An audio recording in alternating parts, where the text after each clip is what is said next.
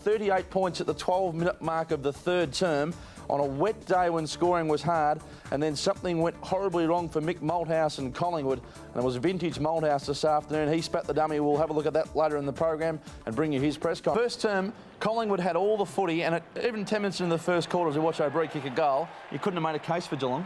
No, absolutely not. No, Collingwood were just outstanding that first quarter, and then went on to the second quarter and played very, very well. And we see Milburn here kicking in from fullback. This is the sort of mistake that can really cost you in a game of football, Chop. Yeah, teams really emphasise the fact that they want to use the ball well at these sort of areas, and obviously that was a fairly poor kick there, and it cost them in the end. And do you think he's smirking there, Milburn, or is he just a little bit ruining his luck a little bit? I'm not too sure. Yeah, the smirk on his face. I hope the coach doesn't see that, because that's a very poor kick in, and which goes on to cost him a goal. And it does indeed. As we watched Williams kick the goal, he was a good player this afternoon. Had 13 possessions, but on days like this, his long kicking can really be an advantage. And Geelong also, we should talk about how inaccurate they were, because even though they didn't look like kicking a goal, they really missed some mistakes, or they should have kicked some of these. We watched the wet weather this afternoon. That was probably contributing. But really some missed opportunities for Geelong. Yeah, obviously it was fairly blustery conditions as well. But these guys get paid very well. Here we see a couple of goals missed. And Riccardi it was. Yeah, Riccardi. That was a terrible miss. Usually one of the better skilled players at Geelong. And obviously the replay of that, he did pretty well to get the footy. Riccardi. Yeah, he did. He was probably under a little bit of pressure there. However, he still should have kicked the goal. And Houlihan, well, he had an afternoon that he'll remember for a long time, because he was the one who ignited the Cats. Early on, though, he couldn't buy a goal, and this kick really tells a tale of how he struggled early. Yeah, he ended up being a very good player in the end for Geelong, but as you see, that kick, it was just a terrible kick, wasn't it? Just atrocious, just inside 50 again, but later on in the game, he made amends for it. And Ben Graham, who started up forward, you wouldn't expect him to miss these sort of goals. Yeah, as you can see, he's lined it up and he's kicked the ball reasonably straight, but the wind obviously has taken the ball there to the left, and the conditions probably didn't suit him at that particular stage. Okay, so quarter time it was the Magpies by 5 points. The second quarter they kicked 4 goals to 0, had all the ascendancy. Chris Tarrant, who had the match-up of Matthew Scarlett this afternoon, was the one who really got them going. As we see a mark there from Rupert Baftheris. His game was also pretty important today. Yeah, absolutely. Rupert's had some pretty big jobs, and played a reasonable game in the first half. However, I thought he got found out a little bit in the second half. And Tarrant takes a mark there up forward and really gets them going with his kick. This afternoon for Tarrant, we'll go to his stats. 7 kicks, 3 handballs and 3 marks.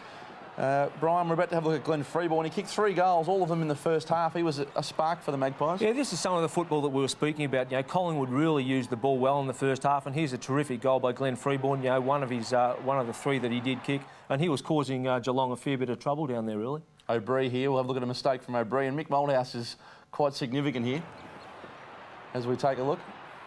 Harley goes for the boundary line. And really, at times, Mick Malthouse today, he really got quite animated, didn't he? Yeah, he did, actually. That was, Shane O'Brien probably tried to do the right thing. He tried to disguise the ball going out of bounds, and there's Mick Malthouse obviously going off his rocker a little bit, but he probably in the end didn't do it well, and the umpires are right onto this sort of thing, and in the end probably made the right decision.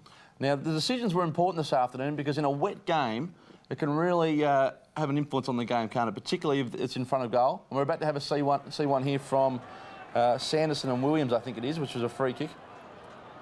As we take a look at Sanderson, he's just bottled up there, and that can really hurt you, can't it? Yeah, again, the umpires are right onto this bloke's diving on the football.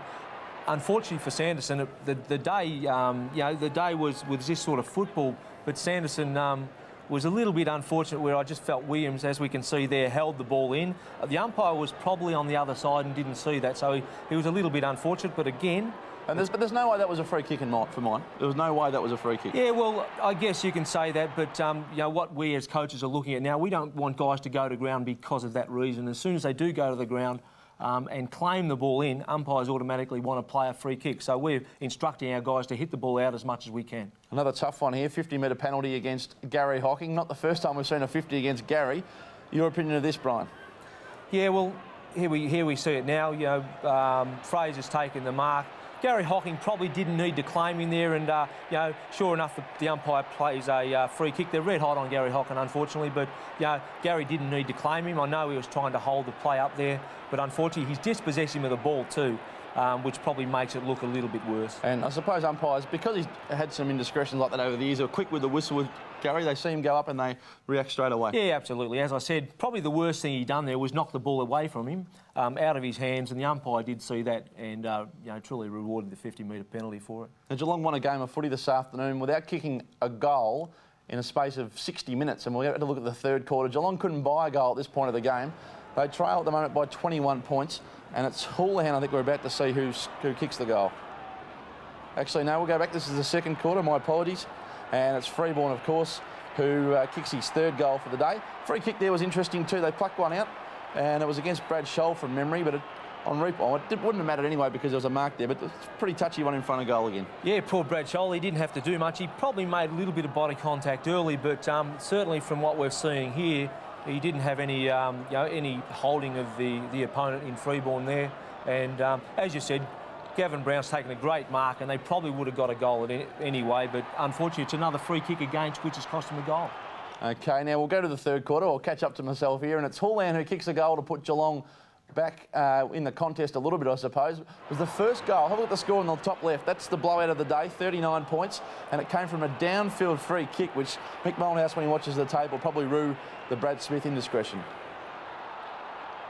And we see the ball come down here, and a little bit undisciplined there from Brad. Yeah, it was. He really didn't need to do it. It was a terrific kick by Riccardi to get the ball probably the distance he did in the conditions, but that's an undisciplined act by Smith there, and again, it's cost him a goal.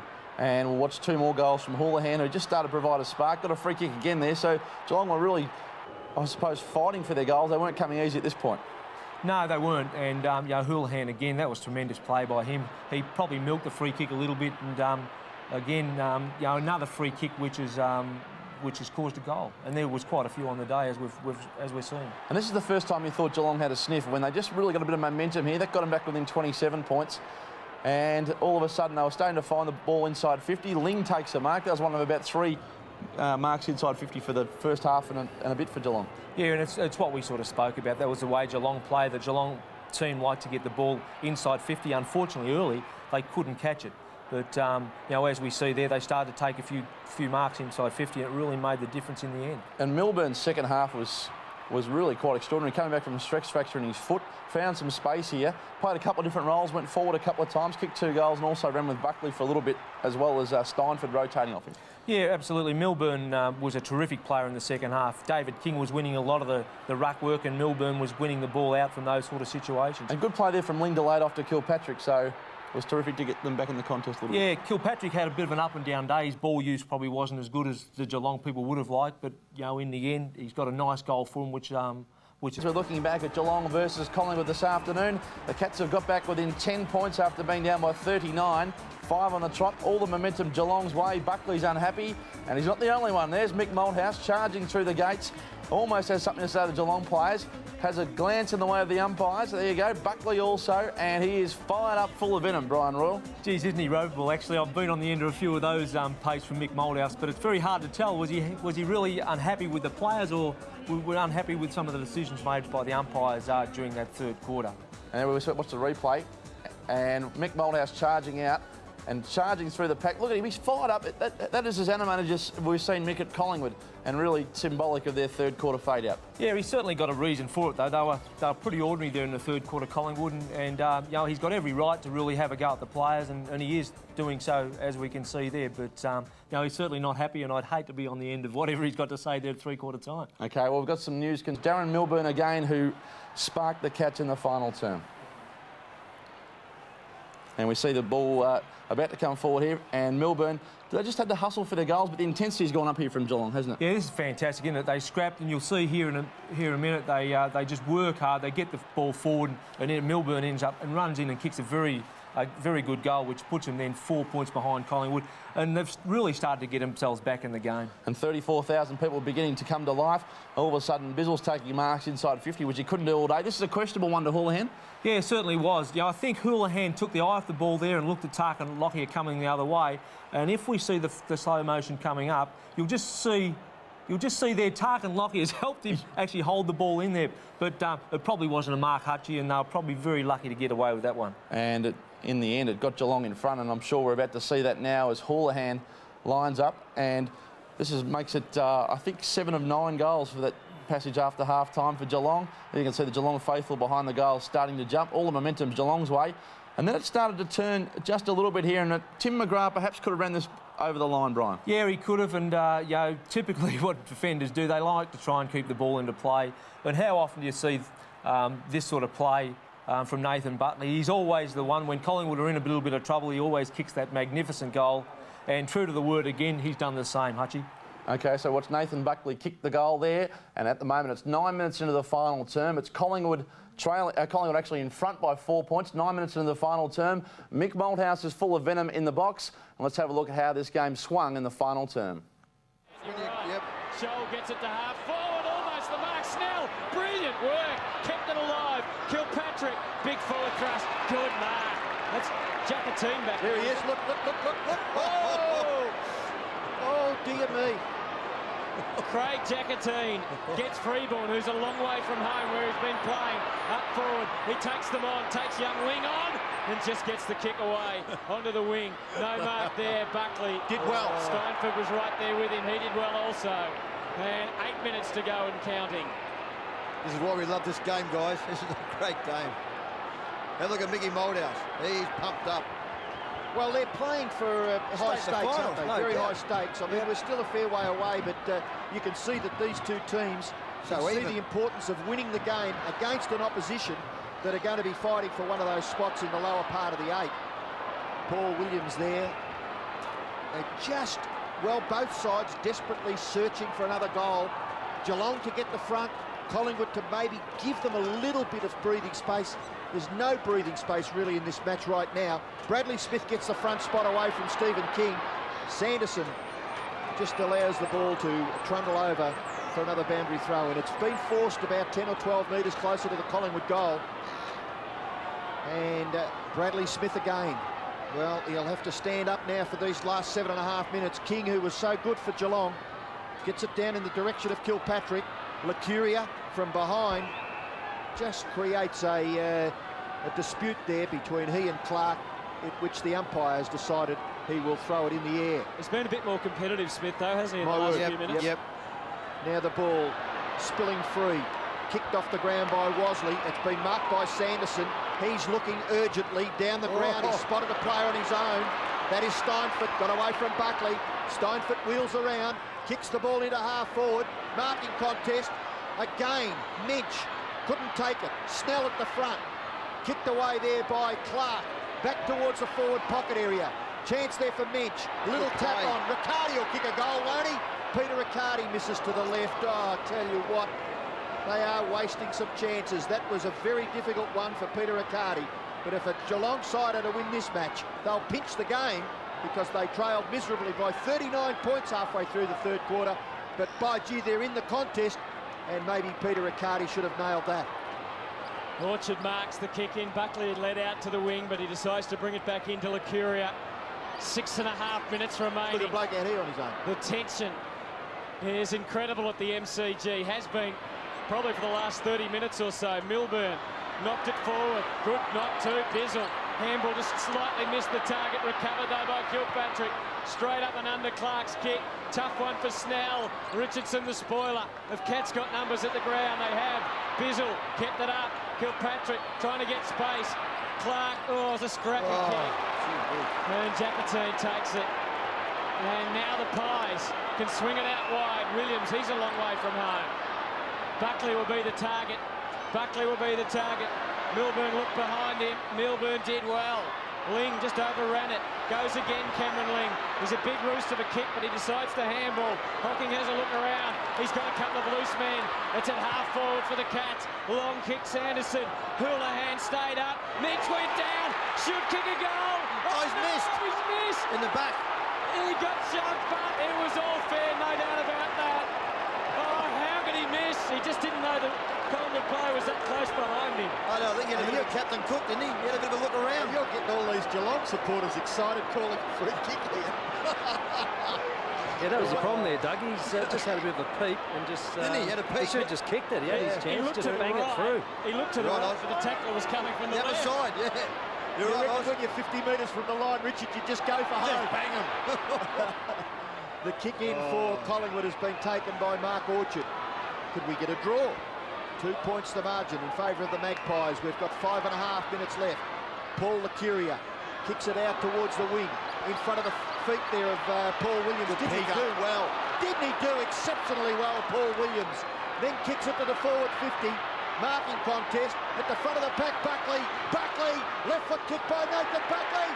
Oh, well blocked by Brown, but it really advantaged McGrath. Kick off the ground. Kilpatrick, still a contest at half forward. Gathered there by Bathiris. Missed his target in Lacuria. Little kick, very intelligent. Tried to find Adkins. Scholl didn't have the ball. Should be paid the free kick and is. And runs off half-back. Through the middle, he's got Riccardi on his own. Riccardi, will he go long? Hurley almost got from behind. Hutchy! Oh, he's taken the mark! Oh, he's had an indifferent afternoon. And he has stood up and taken the mark. And now he has to go back and kick a goal. Hey, Robbo, we've got another match to call tonight, I've been thinking about that for about the last 45 minutes, Hutto. You can do plenty of the calling tonight. It was actually going quite nicely, Collingwood controlling this match, but Geelong getting back into it. What a kick from Hutchy. Gary Hocking has kicked the goal! He's done it! And Gary Hocking kicks the seal there this afternoon for Geelong after isolating Craig Jacketine. The best on ground this afternoon we thought was Stephen King of Geelong, and here's why. Turn around that second half. How did you feel when that final siren finally went? Pretty relieved. The old lungs were burning a little bit. I did a little bit of running, didn't have a change in the second half, so I was pretty happy to hear the final siren. Quite a few of the young boys stood up today. Cameron Ling, you said a local Geelong boy. What can you tell us about him? Yeah, he's just been doing the hard yards in the reserves this year. He's been pretty consistent with his form and been given a chance, and you can see that he's going to be a fairly good player for us. Also Chapman and Joel Mackay. So we've got some young guys coming in, which probably wasn't the best game for him to come in, especially that first half when we didn't really have great leadership out there. And to let Collingwood get away like we did, but they kept on battling along, and a few of the senior guys got going a little bit in that second half, and were lucky enough to run over the top of them. Kelly, your midfield lifted in the second half, as you mentioned. Did you ever think it'd be Stephen King leading the way with 30 possessions? Yeah, actually, I just got told before he 25 kicks, 5 handballs, so might have to change that around and get a few more handballs off him. But no, he was sensational all day today. Had a lot of hit-outs. We probably didn't capitalise what we should have from his hit-outs, but we'll have a look at videotape and go from there. I think I got pushed under the ball a little bit too much, and the ball went over my head, and the other guys, we'll have to have a look at their, how they went. But in all, I think we beat them in the centre, which was pretty good in the at the end of the day. Glenn, Brian Rawle here, mate. You still had 25 possessions, mate, so it wasn't a bad sort of game from yourself. However, Gary Hocking didn't have the best game, but again, you see Gary doing something special. You just pushed him forward at the end of the game, and he took a mark to kick a goal. He's an inspirational player, mate. Yeah, he's definitely he's great to he's one guy that we need out in the ground, whether it's on ball or up forward. It's just fortunate that we had Jason Snell and Darren Milburn out there this week, which took a little bit of pressure off us, and we were able to push Gary forward, and we got a good return from him, especially when he slotted that goal in the last quarter. Thanks for joining us, Killer and Saver, one of the great wins of the season for the Cats. So, mate. Glenn Kilpatrick on around the grounds. Two big